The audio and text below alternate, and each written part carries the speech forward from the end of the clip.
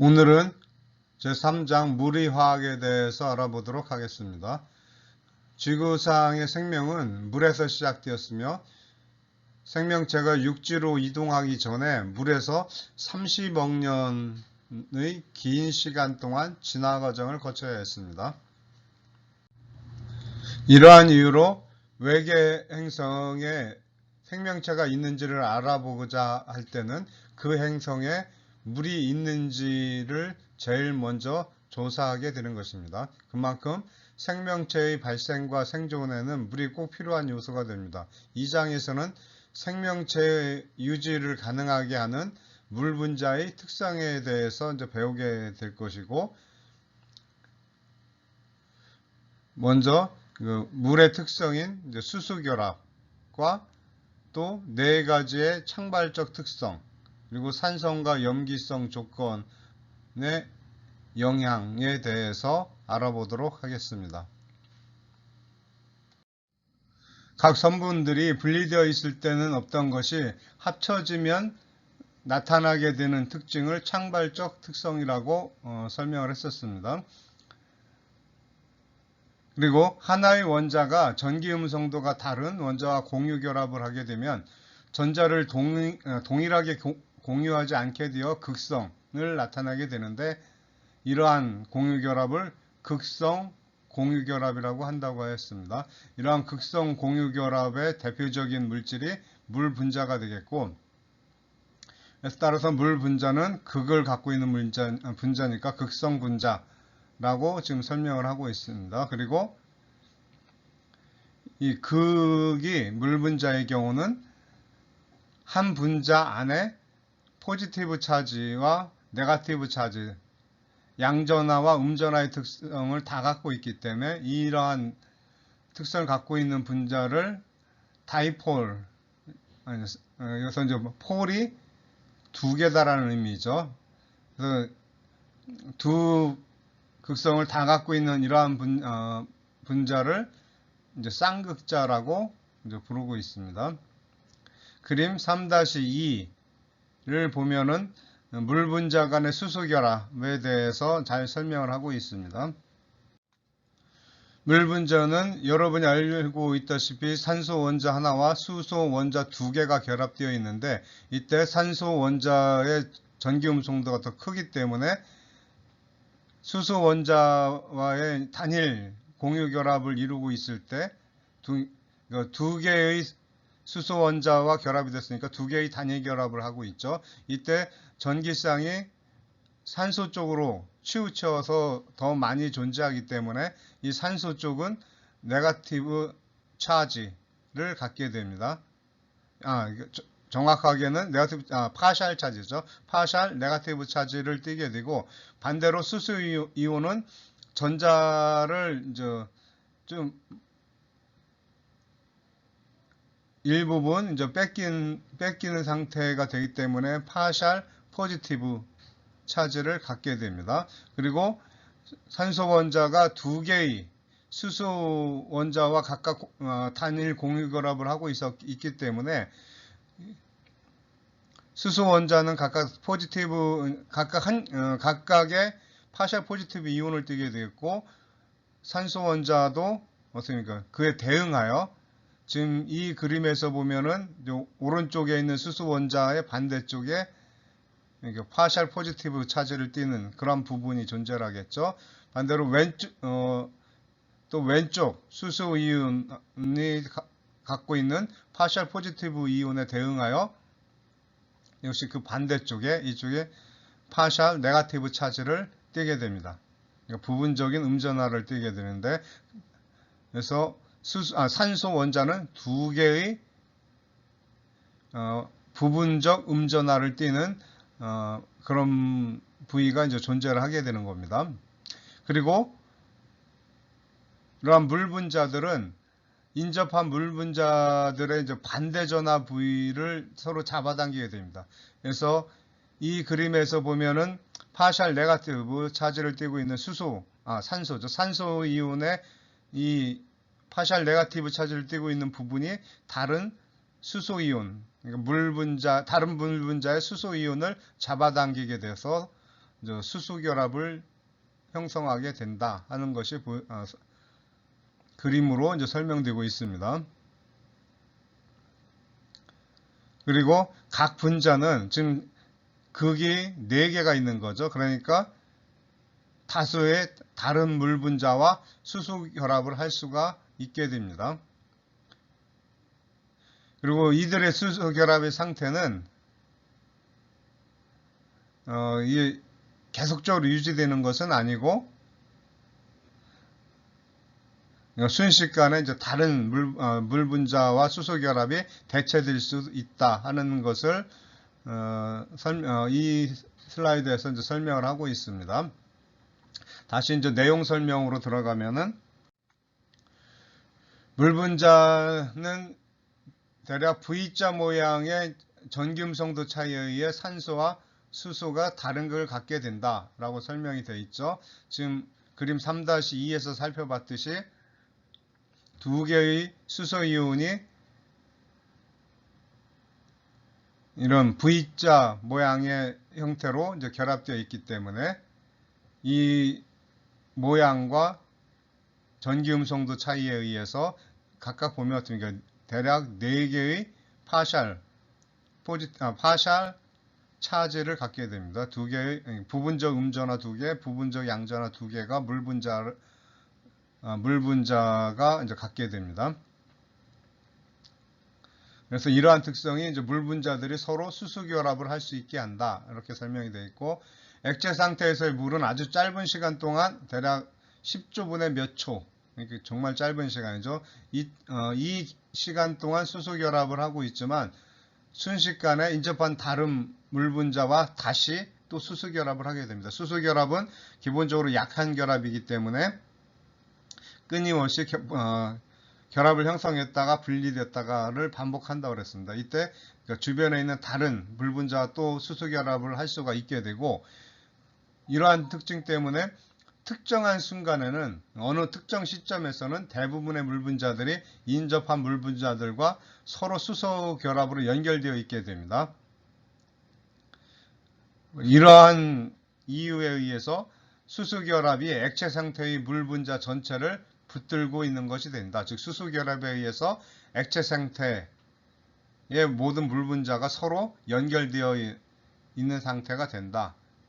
서로 붙들고 있는 모양이 된다. 이렇게 되어 있습니다. 이러한 것을 응집이라고 한다. 라고 이제 설명이 되어 있습니다.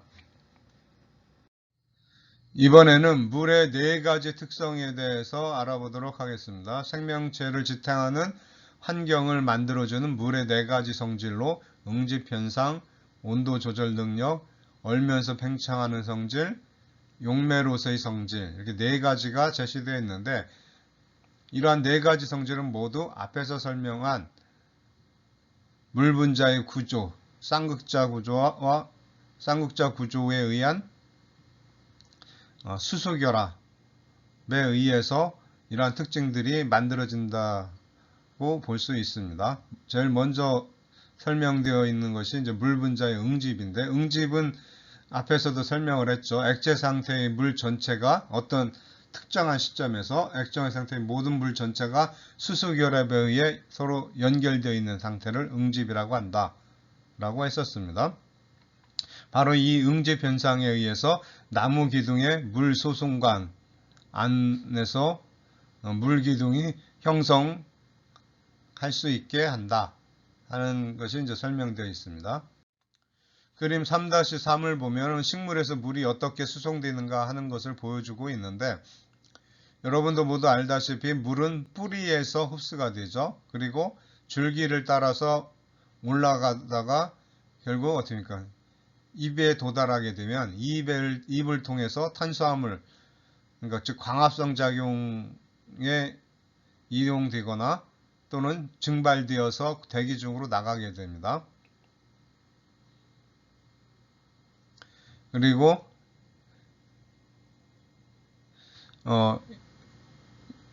이러한 물이 이동되는 그런 통로 역할을 하는 것이 이제 수송관이 되겠는데, 이 수송관 안에서 물 분자들은 이렇게 어떻게 응집 현상에 의해서 물기둥을 이룰 수 있게 되는데, 이때 맨 위에 있는 물 분자는 증발되어서 떨어져 나갈 수 있겠죠. 입을 통해서 떨어져 나갈 때 밖으로 나가면서 결국 자신과 연결되어 있던 수소결합으로 연결되어 있는 다른 물 분자를 잡아당기겠죠. 그래서 그렇게 되면 어떻게 됩니까? 이 나가는 물 분자하고 연결되어 있던 물 분자가 다시 그 자신과 연결되어 있는 그 아래쪽에 있는 이 물기둥에서 아래쪽에 있는 다른 물 분자들을 끌어 당기게 될 겁니다. 그러면 그 다음 그 아래에 있는 물 분자들은 다시 자신보다 더 아래쪽에 있는 물 분자들을 또 이제 잡아당기게 되겠죠.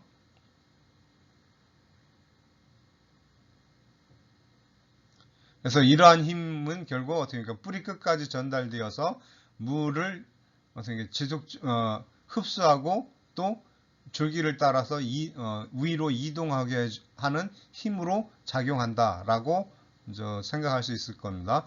또 한편 물 분자는 물기로만 서로 연결되어 있는 것이 아니라 그 물 통로를 이루고 있는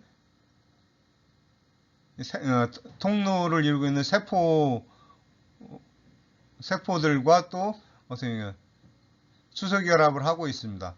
결국 이 얘기는 물 분자가 수송관 벽에 매달려 있게 된다는 얘기죠. 따라서 이 힘은 중력에 저항하는 힘으로 작용을 하게 된다라고 이제 설명이 되어 있죠. 중력은 물 분자를 이제 아래쪽으로 잡아당기게 되는데, 그런데 이 세포벽의 세포벽 분자들과 결합하는 이러한 흡착작용에 의해서 중력에 저항을 하고 또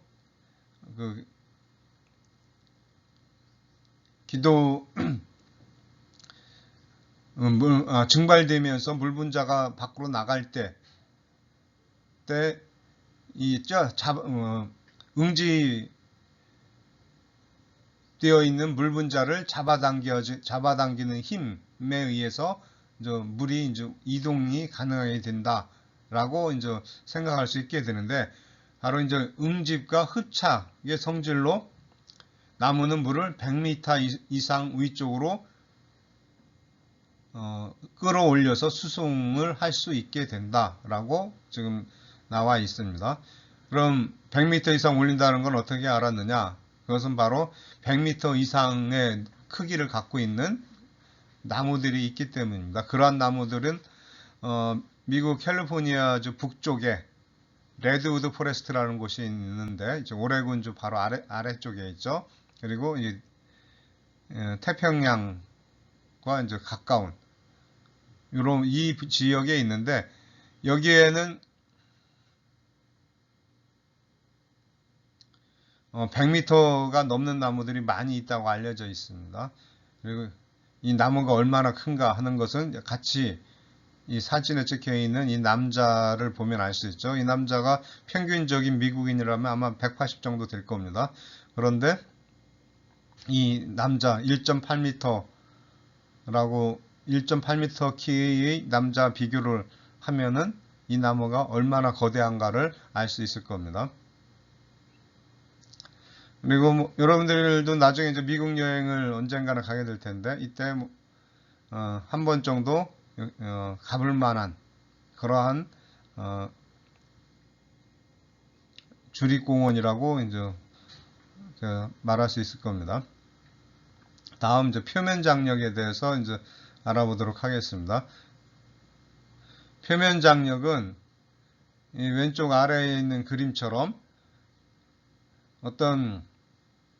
이 그림은 물방울이 어떤 딱딱한 표면에 이제 놓여 있을 때의 그때 생성되는 이런 둥근 형태의 물방울이 이제 그려져 있는데, 이 물방울 안쪽에 있는 물 분자들은 서로, 그러니까 모든 방향으로 다른 물 분자들과 수소 결합으로 서로 잡아당기는 이런 힘이 작용을 하게 됩니다. 그런데 이 표면에 있는, 그러니까 즉 물방울의 제일 바깥층에 있는 이 물 분자들은 어떻게 돼요? 지금 공기층과는 수소 결합을 안 하고 있죠. 그리고 자신보다 아래쪽에 있는 물 분자나 또는 바로 이제 자신들과 마찬가지로 제일 표면에 있는 물 분자들끼리 수소 결합을 하게 됩니다. 따라서 이 경계면으로 봤을 때 이 표면에 있는 물 분자들은 자기들끼리만 수소 결합을 통해서 서로 뭉쳐 있고 이 공기와는 전혀 결합을 이루고 있지 않게 됩니다. 그래서 결국 이 표면에 있는 물 분자들은 자기들끼리 뭉치는 이런 힘, 자기들끼리만 결합을 하는 이 힘을 갖게 되는데 이것을 갖다가 표면 장력이라고 이제 부르게 됩니다. 물 분자는 이런 그러니까 비교적 이 쌍국자 구조 등에 의해서 수소 결합을 많이 하기 때문에 비교적 이제 강한 표면 장력을 갖게 됩니다. 그래서 물질에 따라서 이제 그 액상 물질의 경우 그 물질의 종류에 따라서 표면 장력을 다르게 갖게 되는데 이 가운데 있는 이 그림을 보면은 표면 장력이 높은 이러한 액상 물질들은 완전한 어떤 그 물방울 형태를 유지하게 되고 표면 장력이 작아지면은 그럼 점점 더 어떻게니까 그 표면에 이제 퍼지는 이런 형태를 이제 띠게 된다. 그래서 이제 표면에 접촉하는 면적은 많이 증가되겠죠. 그래서 이러한 특징을 갖게 된다 하는 것이 이제 설명되어 있고, 다음에 표면 장력에 의해서 또 생기는 현상으로서 지금 이 그림이 아마 얘가 물벼룩일 것 같은데, 책에는 뗏목거미가 물 표면을 걸어 다니는 그런 사진이 이제 제시되어 있습니다. 이 그림을 보면은 이 다리가 상당히 긴 구조를 갖고 있다는 것을 알 수 있습니다. 그래서 물과 접촉하는 면적이 상당히 많죠. 그렇기 때문에 표면 장력에 대응하는 이제 그러한 면적이 많으니까 거꾸로 표면 장력을 이용해서 이런 뗏목거미와 같은 이러한 곤충들은 물에 빠지지 않고 물 표면을 걸을 수 있게 된다 라고 이제 설명이 되어 있습니다. 이번에는 물에 의한 온도 조절에 대해서 알아보도록 하겠습니다. 먼저 열량의 단위가 나오고 있는데, 열량은 칼로리가 이제 일반적으로 일상생활에서 많이 쓰는 용어이죠. 이때 1칼로리는 1g의 물을 1도씩 올리는 데 필요한 열의 양이다 라고 이제 정의되어 있는데, 근데 이제 과학적 단위를 사용할 때는 칼로리보다는 줄이라는 단위를 많이 쓰게 됩니다. 이 1줄은 0.239 칼로리에 해당된다 라고 설명되어 있고, 물의 이제 특징 중에 하나가 비열이 크다라는 것이 되겠습니다. 비열이라는 개념은 열량 단위 칼로리하고 약간 비슷하지만 이제 칼로리는 물이라는 물이라는 물질을 대상으로 정의가 내린 거고, 그러니까 비열이라는 것은 어떤 물질 1g을 1도씩 올리는 데 필요한 열의 양이 되겠습니다. 물의 비율은 이제 1이기 때문에 1g을 1도씩 올리는데 1칼로리가 필요하다는 것이 되겠고, 그에 반해서 이제 알코올은 1g 알코올을 1도씩 올리는데 0.6칼로리가 필요하다. 즉 적은 열량을 가해줘도 알코올은 빨리 온도가 올라간다. 그런 얘기가 되겠죠. 이렇게 비열이 높은 것은 물이 수소 결합을 하고 있기 때문이다 라고 설명되어 있습니다. 즉 물의 온도를 올리려면 물 분자들의 이제 운동 에너지가 증가되기 전에 수소 결합을 먼저 끊어야 하기 때문에 더 많은 에너지가 필요하다 하는 설명이 나와 있고, 또 물의 온도가 조금만 내려가면 곧바로 많은 수소결합이 이루어지므로 상대적으로 또 많은 열량이 이제 방출이 되는 거죠. 그래서 이와 같은 특징 때문에 물의 높은 비율은 온도 변화를 작게 하여 생명체가 살기 좋은 환경을 유지한다 라고 이제 말하고 있습니다. 그 다음에 이제 증발에 의한 냉각작용에 대해서 이제 설명되어 있는데, 여기서 기화열의 이제 정의가 먼저 나와 있습니다. 기화열은 1g의 액체가 기체로 변하기 위해 흡수해야 하는 열의 양이다. 이렇게 정의가 되어 있고, 25도씨 물 1g을 기화시키기 위해서는 580칼로리가 필요하다. 이것은 알코올과 암모니아의 2배에 해당하는 열량이다. 이렇게 설명되어 있습니다. 따라서 물의 기화열은 액체에서 기체로 변하기 전에 수술 결합을 이제 끊어야 하기 때문에 높은 것이고, 따라서 물이 증발되면은 주변으로부터 그러니까 열을 뺏어간다는 의미가 되겠죠. 그렇기 때문에 주변 환경의 온도는 내려가게 되고, 바로 이러한 특징에 의해서 호수나 연못의 온도가 일정하게, 그러니까 상대적으로 육지보다는 일정하게 유지되는 그런 특징을 갖게 됩니다. 그래서 생명체가 과열되는 것을 막아줘서 생명체가 생명을 유지하는 데 있어서 상당히 좋은 환경을 만들어준다 라고 이제 말할 수 있겠습니다. 그림 3-5 보면은 미국 사람이 쓴 교재다 보니까 전부 다 이제 미국을 예로 이제 설명이 다 되어 있는데, 지금 이 부분도 지금 보니까 캘리포니아 지역이네요. 캘리포니아 지역에서의 그 바다와 육지의 온도 변화를 이제 표시하고 있는데, 바다의 경우는 지금 이건 화씨로 표현되어 있습니다. 미국은 먼저 화씨로 보통 온도를 나타내고 있기 때문에 화씨로 표현되어 있는데, 지금 그러니까 산타바바라가 73도 F가 되겠고, 샌디에고도 72, 대략 70도 F가 이제 유지가 되고 있는 반면에, 육지에는 어떻게 됩니까? 여기서는 80, 100 이런 식으로 올라가고 있죠. 그래서 이렇게 화씨로 표시하면은 잘 이해가 안 되기 때문에 아래쪽에 이제 표를 하나 제시했습니다. 여기서 보면은 0도일 때는 32도 F고, 100도 C, 섭씨 100도는 화씨로 212도를 의미하게 됩니다. 그리고 70도, 화씨로 70도면은 대략 21도가 되고, 그 다음에 화씨로 100도가 되면 37도 조금 30도보다 조금 높은 온도가 된다.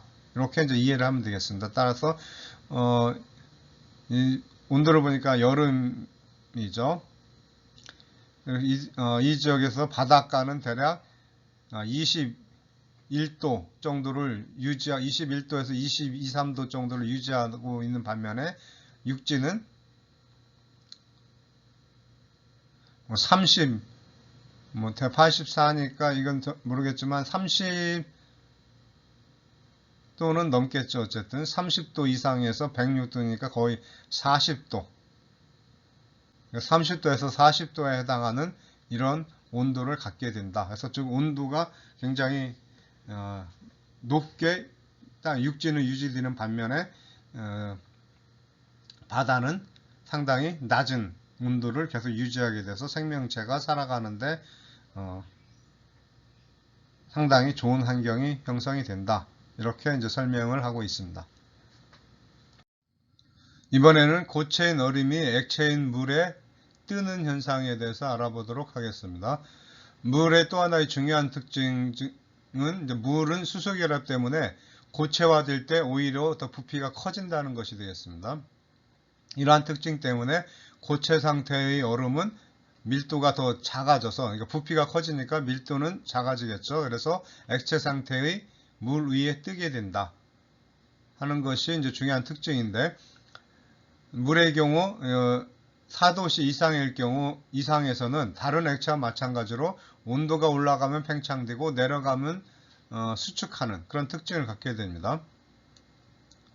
그런데 4도씨에서 0도씨로 이제 내려가게 되면은 점점 더 많은 분자들이 천천히 움직여서 수소결합을 깰 수 없게 됩니다.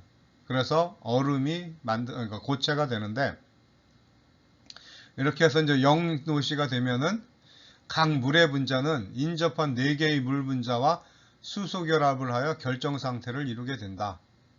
그래서 결정 구조를 이루게 되니까 수소결합은 각 분자들을 일정한 거리에 두게 되어 4도씨 때보다 우리가 10% 정도 부피가 증가된다라고 설명되어 있습니다.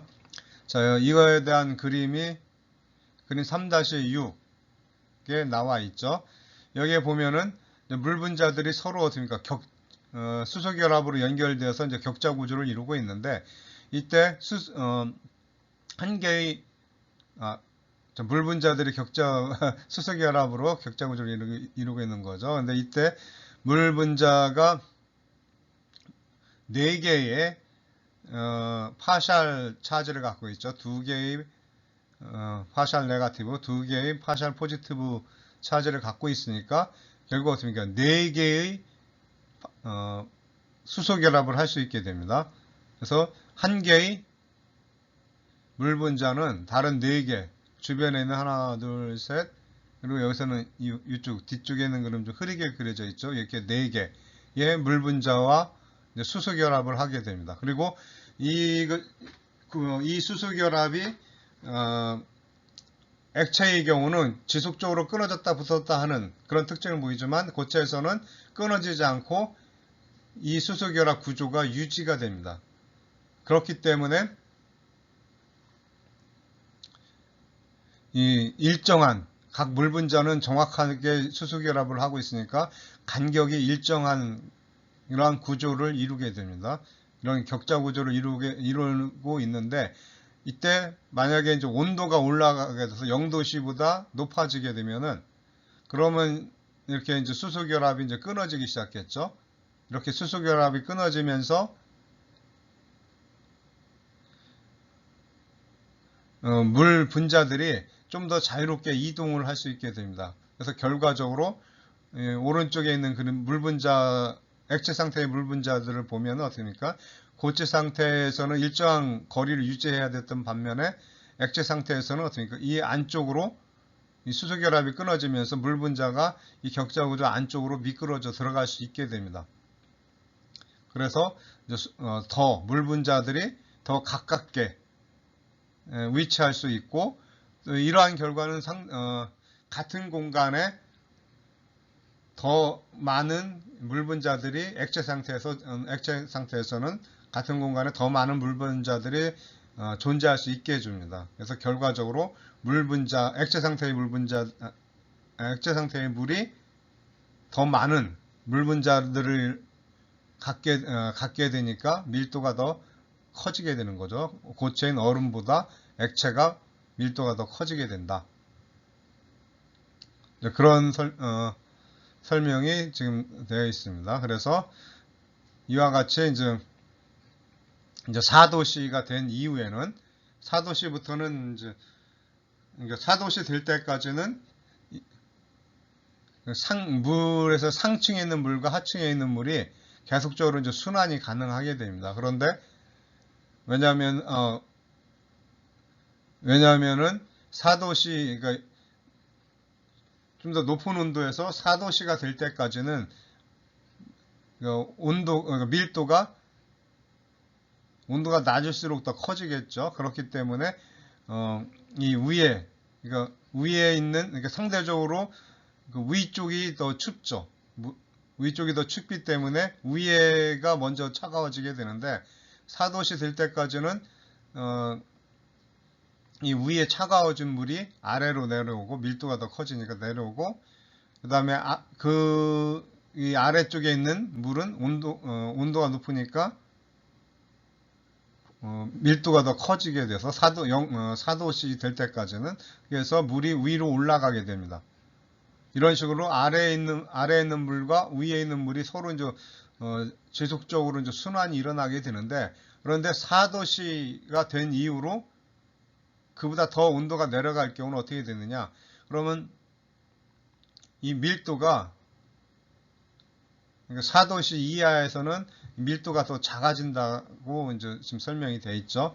그러니까 4도씨 이하에서는 위에 있는 물이 밀도가 더 작기 때문에 아래로 내려오질 못하게 되고, 따라서 4도씨가 된 이후부터는 위에 있는 물이 계속적으로 그러니까 상층에 계속 고정되게 됩니다.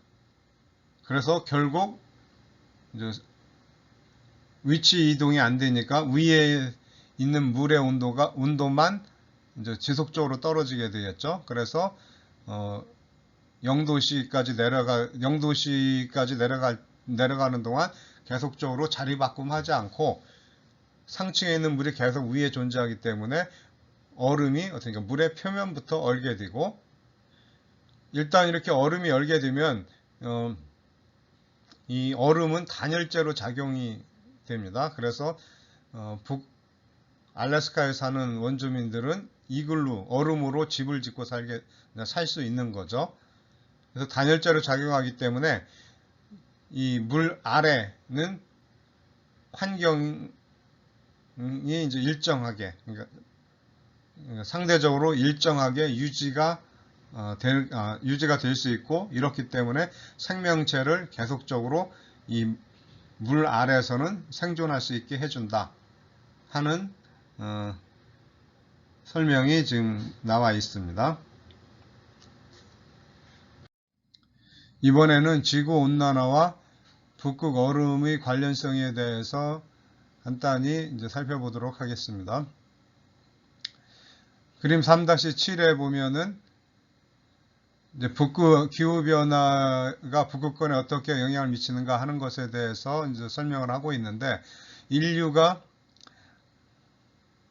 화석연료를 사용함으로 인해서 많은 양의 이산화탄소가 대기로 방출되고, 이산화탄소에 의해서 온실효과가 나타나면서 지구의 온도가 점점 올라가고 있죠. 이렇게 지구의 온도가 올라가면서 북극에 있던 얼음들, 원래 이제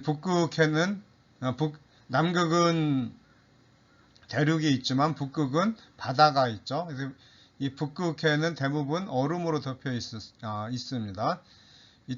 이 그림을 보면은 1979년에는 거의 대부분의 북극해들이 이제 얼음으로 덮여 있었고, 이것이 그러니까 2014년이 되면은 상당한 부분이 이제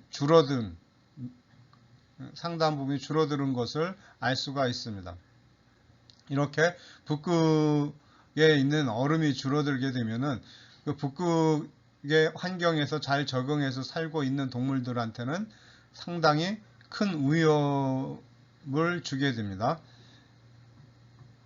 그래서 이제 북극곰이나, 그래서 바다코끼리, 그다음에 바다비둘기 등이 예로 이제 나와 있는데, 이런 동물들은 현재의 얼음으로 덮여 있는 북극에서 잘 적응하여 살고 있는 동물들이라고 할 수 있습니다. 이러한 동물들은 얼음이 줄어들므로 인해서 자신들이 거처하거나 또는 먹이를 얻을 수 있는 공간이 줄어들므로 인해서 생존에 상당히 큰 어려움을 겪게 됩니다. 그런데 이 그림에서 보다시피 모든 생명체에 안 좋게 영향을 주는 것은 아닌 것 같죠. 왜냐하면은 온도가 올라가면은 식물성 플랑크톤이 이제 많이 증식을 하게 되고, 그러면 이것을 먹는 많은 이제 어류들이 좀 더 증가될 수가 있겠죠. 그래서 고래라든가 또는 플랑크톤을 먹이로 하는 어류들이 오히려 증가될 수 있다. 이런 이야기도 있습니다. 이런 것도 이 그림에 좀 설명이 되어 있습니다. 그리고 또 한 가지 이제 이 온난화에 의해서 북극 얼음이 줄어들면은 사람들한테도 이게 영향을 주게 되는데, 그 이유는 뭐냐면은 그동안 이 북극을 통한 그 항해는 얼음 때문에 상당히 어려웠죠. 그래서 대부분 우선 이거 멀리 떨어진 이 운하를 통해서 이제 배들이 화물을 운송하였는데, 그런데 이제 이보다 북극해를 지나가면은 훨씬 가까운 거리를 가깝게 이동을 할 수 있기 때문에 특히 북극에 가까운 지역들은 상당히 이제 많은 이득을 이제 볼 수 있다고도 이제 알려져 있습니다. 예를 들면은 뭐 러시아에서 가스를 운반할 때 이 북극해를 통해서 운반하면 훨씬 더 적은 비용으로 가스를 운반할 수가 있는 이러한 장점을 갖게 됩니다. 그리고 역시 조금 본 내용과는 좀 어긋나는 좀 산으로 가는 내용이지만, 이 그림에서 이제 북극에서 사는 대표적인 동물로 이제 바다코끼리가 예시로 나와 있는데, 영어로는 왈러스라고 합니다. 그런데 얘는 이름은 바다코끼리라고 이름 붙여져 있지만, 이쪽 송곳니가 이렇게 뾰족하게 아주 길게 나와 있죠. 그래서 코끼리의 상아와 이제 유사하다 그래서 바다코끼리라고 이름을 붙여져 있는데, 그런데 또 한편으로는 바다코끼리라는 바다코끼리라는 이름이 또 이제 같은 이름을 갖고 있는 동물이 있었습니다. 우리말로 번역할 때죠, 물론. 그러니까 우리말로 번역할 때 예전에는 두 종류를 다 바다코끼리로 번역을 해서 서로 이거 혼란을 초래한 그러한 일이 있었는데, 지금은 찾아보니까 약간 다르게 이제 이름을 이제 부르고 있긴 하네요. 그래서 왈러스를 바다코끼리라고 부르고, 그리고 이제 이런 실 중에 이 코가 아주 긴 이러한 종류가 있습니다. 이러한 애들을 이제 지금은 코끼리 물범, 영어로 그대로 번역을 했죠. 영어가 엘리펀트 실이니까 코끼리 물범 또는 코끼리 물개 이런 식으로 번역을 하고 있는 것 같습니다. 그래서 이제 해양 포유동물에 이제 코끼리란 이름이 붙은 게 두 종류다 보니 상당히 이제 혼란스러울 수도 있는데, 이렇게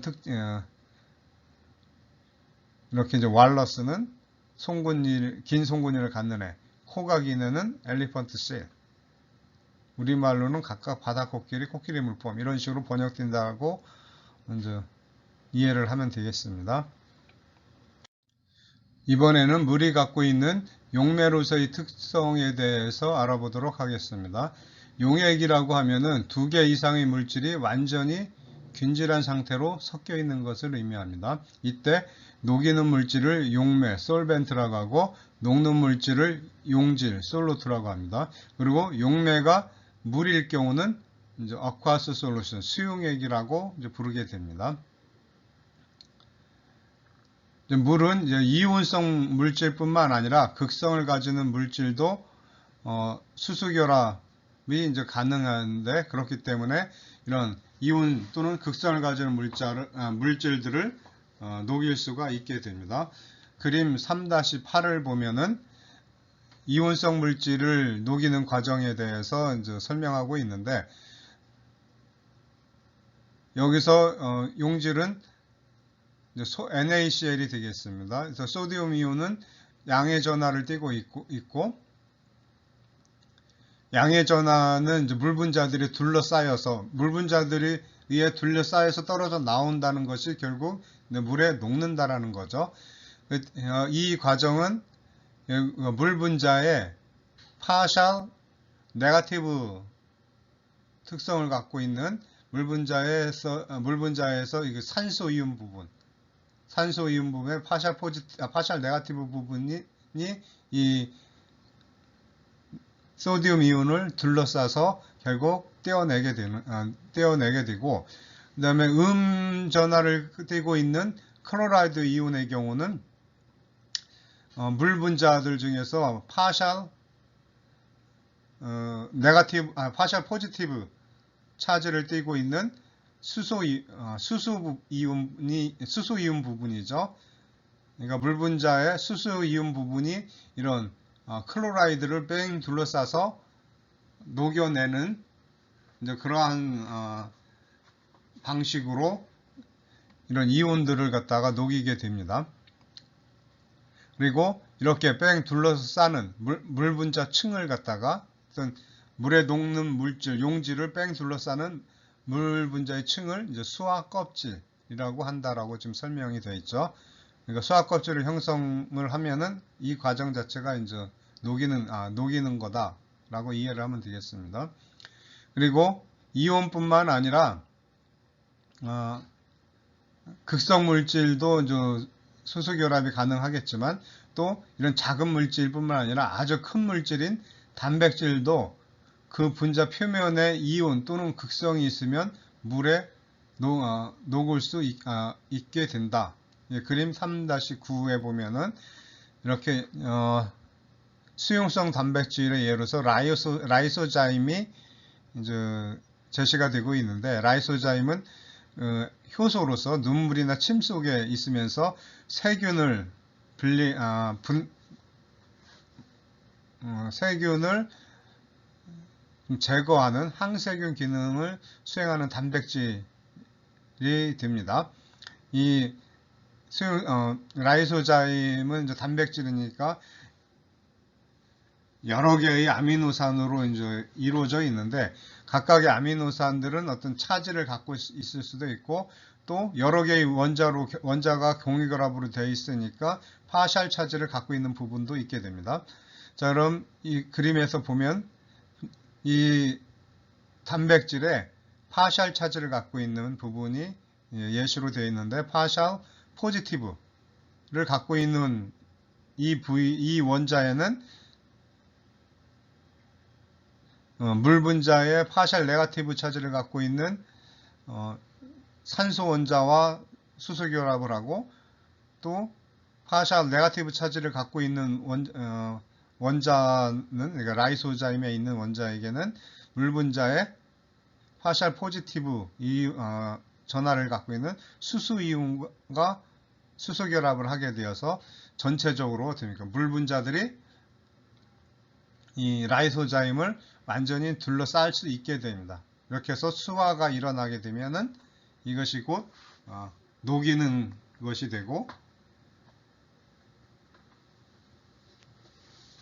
바로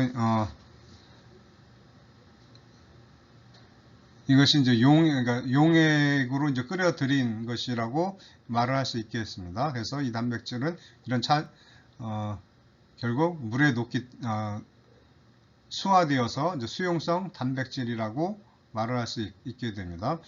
앞에서 이제 수화 껍질에 대해서 이제 간단히 언급을 했는데, 이 수화 껍질은 용해진 이온 또는 분자, 극성 분자들이나 또는 수용성 단백질과 같은 용해진 물질들을 둘러싸고 있는 그런 물 분자들 층을 갖다가 이제 수화 껍질이라고 하는데, 이때 용해진 물질들과 직접적으로 수소 결합을 함으로써 아주 질서정연한 구조를 이루게 되는 이러한 물 분자층을 갖다가 이너 하이드레이션 쉘, 그러니까 내측 수화 껍질, 이렇게 부르게 됩니다. 그리고 내측 수화 껍질 밖에 있으면서 이 내측 수화 껍질에 있는 물 분자들과 이제 수소 결합을 하게 되는 물 분자들이 이제 존재를 하겠죠.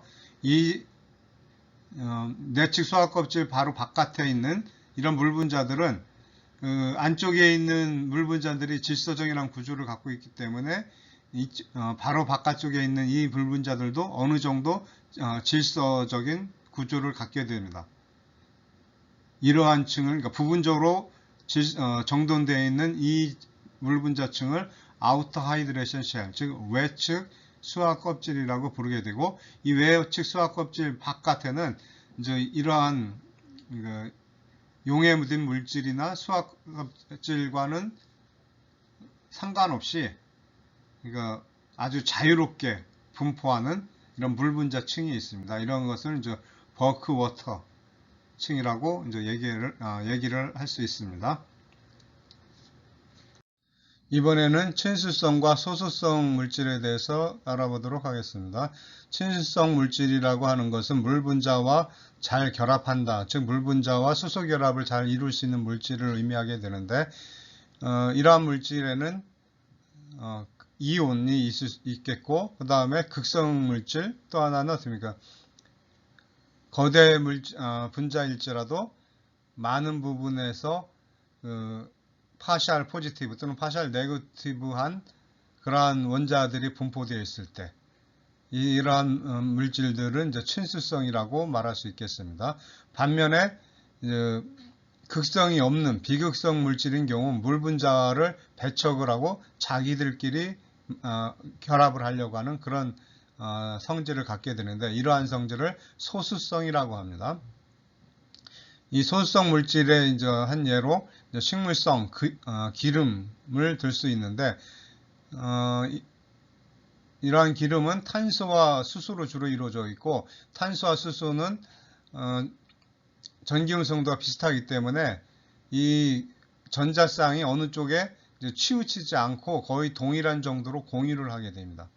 그래서 극성을 안 가는 비극성을 이제 특징으로 하게 되는데 바로 이러한 비극성 물질인 기름과 연결된 소수성 물질은 그러니까 물 분자와 결합을 하지 않으니까 세포막의 주 성분을 이루게 됩니다. 다음에 이제 수용액에서의 용질의 농도를 이제 용도를 설명하도록 하겠습니다. 생명체에서 화학 반응은 대부분 물에 녹아 있는 용질들의 화학 반응이라고 말할 수가 있겠습니다. 왜냐하면 우리 몸은 대부분이 물로 이루어져 있죠. 그리고 이제 분자량이라는 용어가 나오고 있는데 분자량이라고 하는 것은 그 분자를 이루고 있는 모든 원자들의 원자량을 합한 값이라고 정의를 합니다. 그러면 원자량은 어떻게 정의하느냐? 원자량은 질량수가 12인 탄소를 12로 했을 때 각 원자들의 상대적인 무게를 원자량이라고 합니다. 한편 이제 몰이라는 개념이 나오고 있는데 몰이 이제 개수를 의미하는 개수를 나타내는 단위가 되겠습니다. 이것은 어떤 물질이 아보가드로의 수만큼 존재하는 것을 몰이라고 합니다. 그래서 아보가드로의 수는 6.02 곱하기 10의 23이죠. 그래서 어떤 물질이 6.02 곱하기 10의 23개가 있으면 그것을 1몰이라고 합니다. 그리고 이제 수용액에서의 용질의 농도를 나타내는 단위로 이제 몰 농도라는 단위가 있는데 이때 이제 이때 정의는 용액 1리터 용액입니다. 용액 1리터에 녹아 있는 용질의 몰수라고 이제 정의를 합니다. 이때 이제 몰이나 몰 농도를 사용하면은 여러 물질들을 특정한 비율로 이제 수용액을 만들 때 정확하게 이제 계산을 할 수 있게 해준다라고 설명이 되어 있는데, 자 이제 몰수는 그럼 어떻게 구하느냐? 일단 분자량분의 그 측정한 그 물질의 질량이 이제 몰수가 되겠습니다. 결국 왜 이런 특성이 있냐면은 분자량이 결국은 그 분자가 아보가드로의 수만큼 1몰이 있을 때의 질량이 곧 분자량이 되기 때문에 그렇기 때문에 측정 어떤 물질의 질량을 분자량으로 나누면 몰수가 된다. 분자량과 앞에서 설명했죠. 분자량과 어떤 물질의 질량, 어떤 물질의 분자량과 그 분자량, 그 물질의 양을 재봤더니 분자량과 같더라. 그러면 어떻게 됩니까? 이것은 1몰이 된다고 앞에서 설명을 했습니다. 또는 수로 계산할 때는 6.02 곱하기 10의 23개 분의 그 측정한 어떤 특정한 분자의 분자 수가 이제 몰수가 되겠죠. 자, 그런데 이제 그러니까 몰 농도는 그럼 어떻게 계산을 하느냐? 여기서 이제 설명을 하고 있는데, 분자량이 180인 포도당이 용액 1리터에 99g 녹아 있다면은 물 농도가 어떻게 되느냐? 앞에서 분자량은 180이고 질량은 90이니까 그러니까 0.5가 되겠죠. 0.5몰이 되는 거죠. 90g은 0.5몰이 되고 이것이 1리터에 녹아 있으니까 그러니까 어떻게 됩니까? 0.5몰이 되겠고 이 몰 단위는 생물학에서 사용하기는 상당히 큰 단위입니다. 그렇기 때문에 일반적으로 미리몰 단위를 사용하는데 0.5몰은 500mm몰이 되겠습니다. 자, 이제 다른 예로 분자량이 90인 물질 X가 용액 100ml에 2.7g 녹아 있다면 어떻게 계산하느냐? 예를 들어 설명을 하고 있는데, 자, 분자량이 90인데 2.7g이에요. 그러면 어떻게 되죠?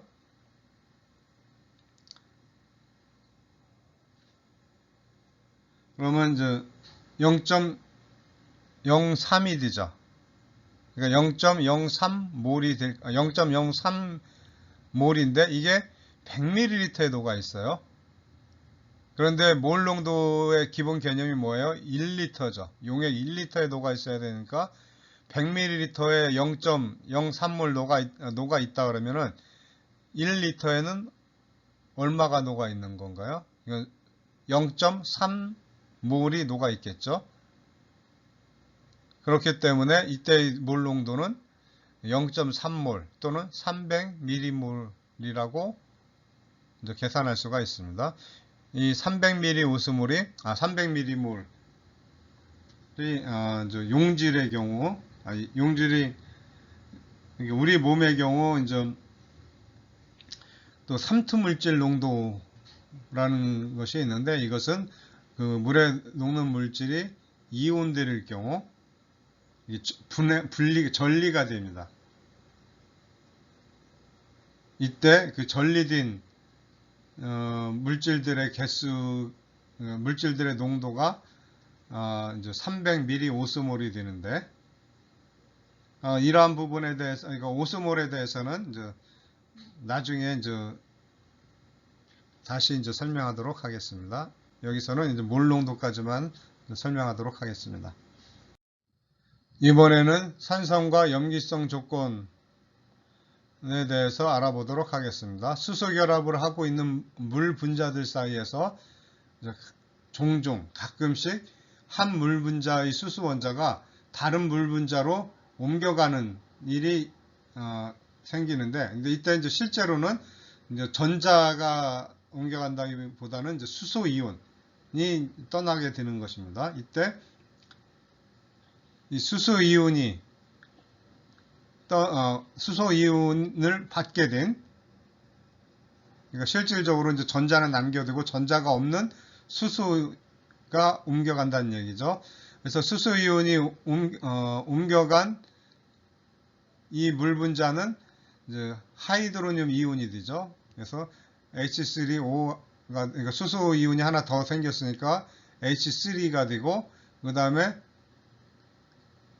수소 이온만 옮겨졌으니까 전자가 하나 부족한 상태가 되죠. 그래서 플러스 차지를 갖게 됩니다. 그래서 H3O 플러스로 이제 표시하게 되겠죠. 그리고 수소 이온이 떠나간 그런 물 분자는 전자는 그대로 갖고 있으면서 수소 이온만 내보냈으니까 여기 전자에 의해서 어떻게 네거티브 차지를 띠게 되겠죠. 그래서 이 경우는 수소 이온이 하나 없기 때문에 수산화 이온, 하이드록사이드 이온이라고 부릅니다. 그래서 OH 네거티브 차지로 이제 표시를 하죠. 그리고 이제 평형 상태에서는 물 분자가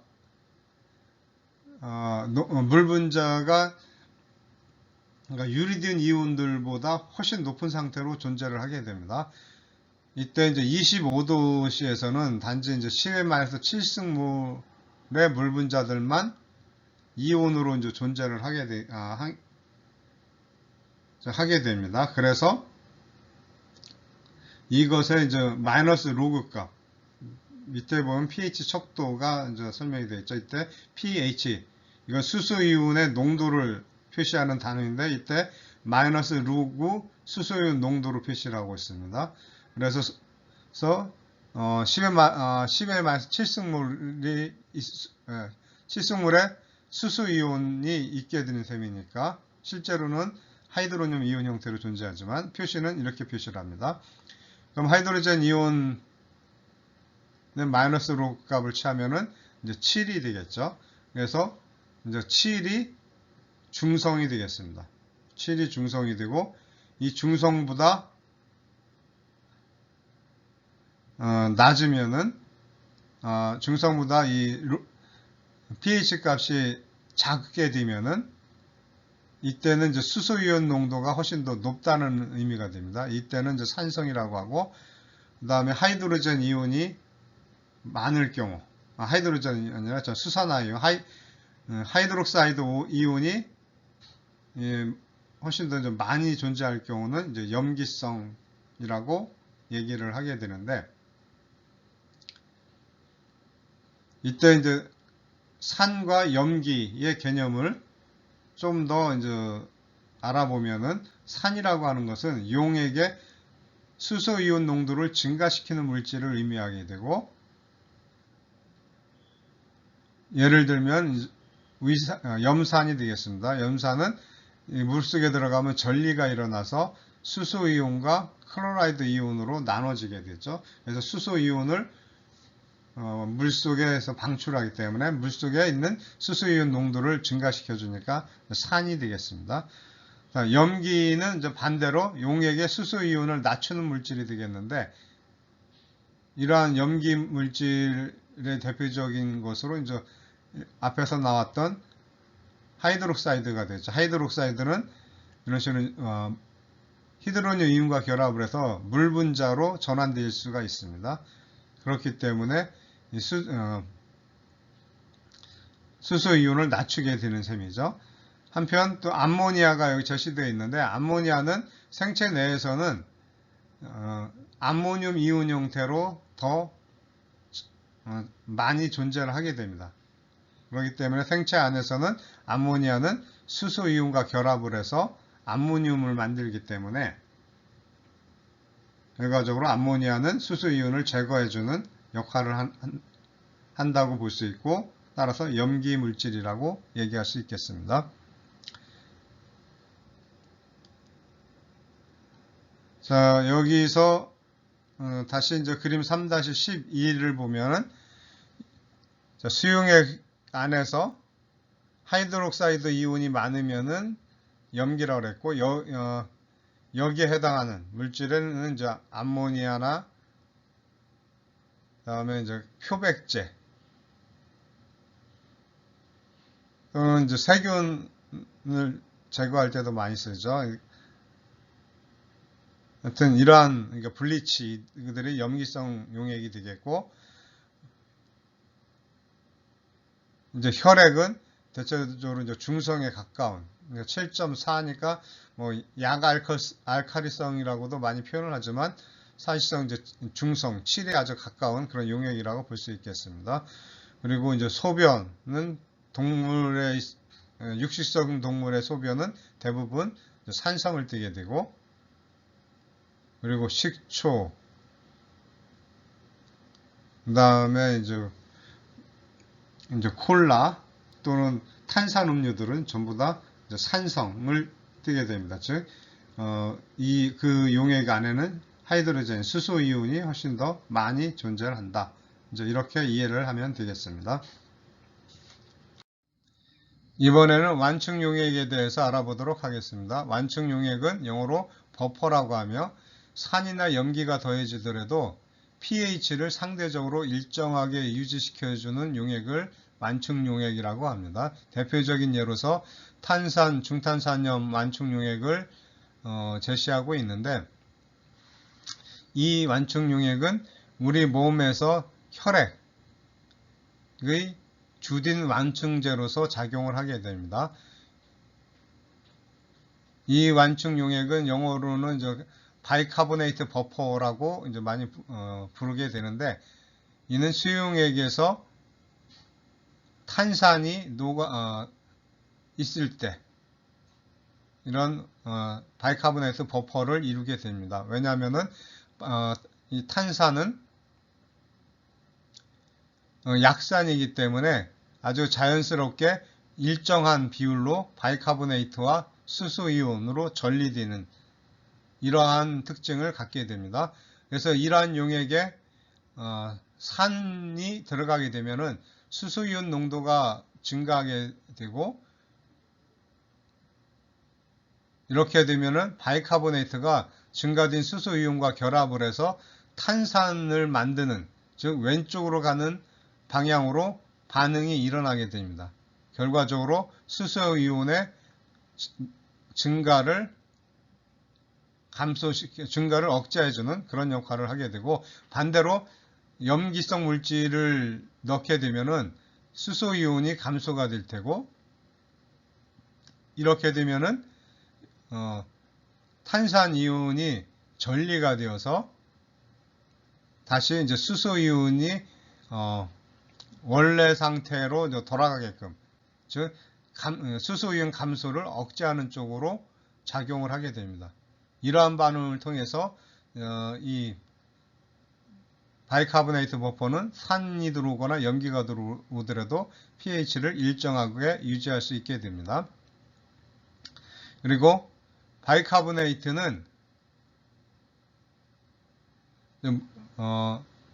이산화탄소가 이제 물속에 많이 녹게 되면은 그 양에 비례해서 이산화탄소와 물 분자 사이에 결합이 이루어지게 되고, 그 결합의 결과 이렇게 이제 탄산이 만들어질 수가 있게 됩니다.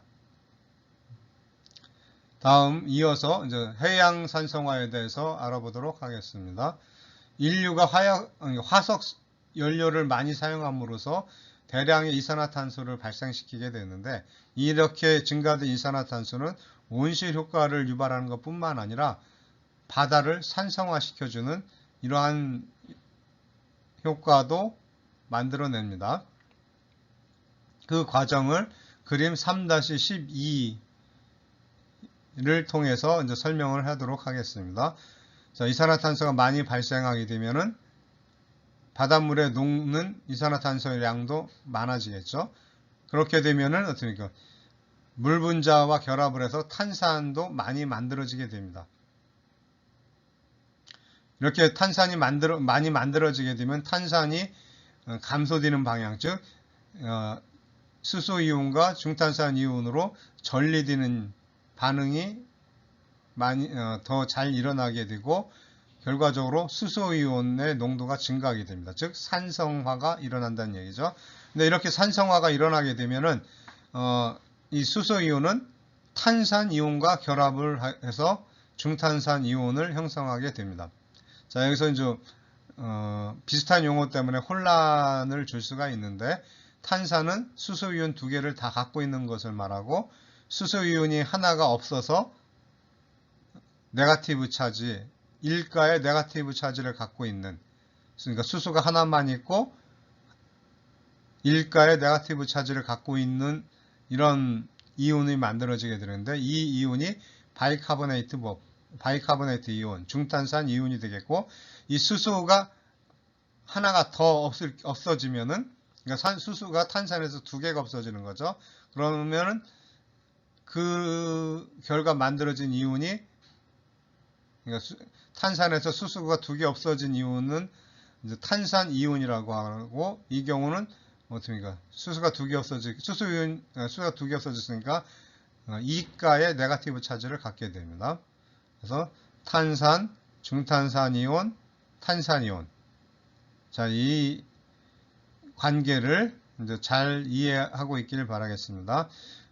그래서 이제 산성화가 되면 수소 이온이 많아지니까 이것이 탄산 이온과 탄산이 아니라 탄산 이온과 결합을 해서 중탄산 이온을 만들어내게 됩니다. 그런데 여기서 문제가 생기는데 이 탄산 이온은 칼슘과 결합을 해서 탄산칼슘을 만들어내게 되는데 이러한 반응을 석회화 반응이라고 합니다. 그런데 이 석회화 반응에 의해서 만들어진 탄산칼슘은 그래서 조개와 산호초에서 중요 성분, 조개 껍질과 이제 산호초의 중요한 성분이 되기 때문에 이 탄산 이온이 감소가 되면은 석회화 반응도 감소가 되고 탄산칼슘의 생성도 줄어들게 되어 결과적으로 탄산칼슘을 필요로 하는 조개와 산호초가 위협을 받게 된다. 라고 이제 이해를 하면 되겠습니다. 이상으로 오늘의 수업은 마치도록 하겠습니다. 수고하셨습니다.